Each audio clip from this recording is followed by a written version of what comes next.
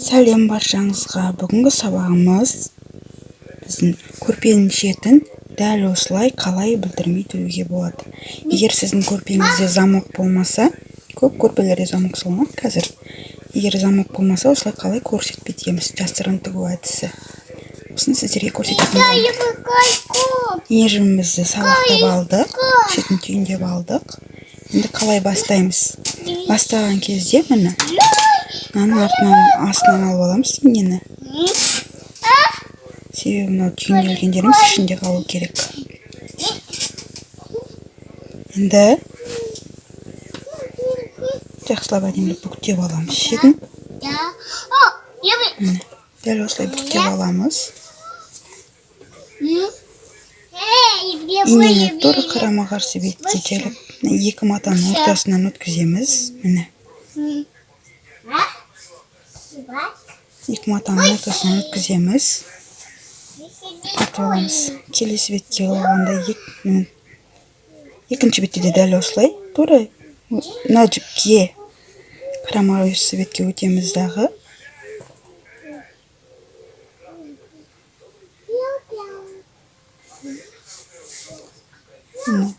Қарама-қарсы бетке өтеміз дағы.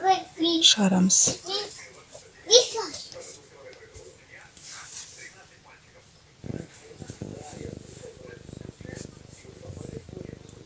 Әр тіккен кезде матамыздың шетін түзулеп аламыз.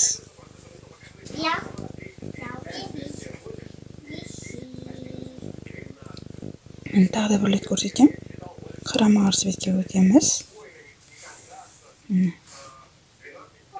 Екі матаның бүктелген ішінен алып отырамыз.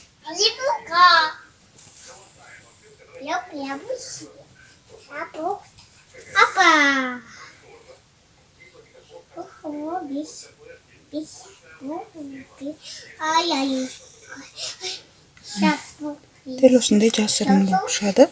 Көрінбейді тігілгені. Шеті шертілген білінбейді.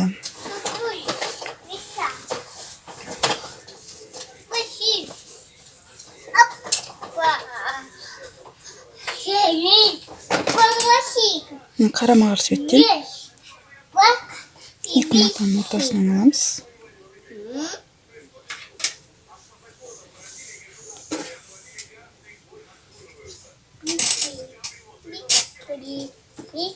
Ондай болып шығып кетіп жүрмесін, абайлаңыздар. Көрдіңіздер ме, осындай болып шығып кетіп жүрмесін.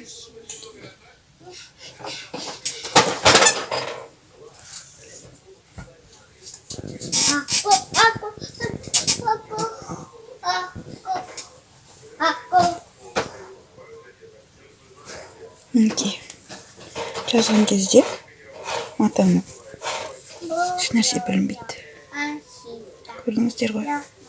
Жасырын тігу әдісі, яғни қолмен тіккен кезде осылай тігесіздер көрпені.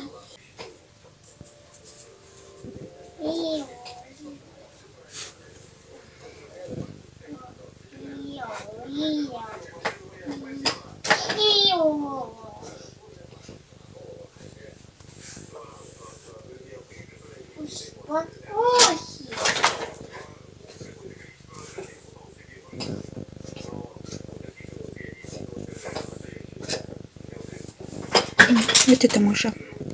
Әдемі шықты.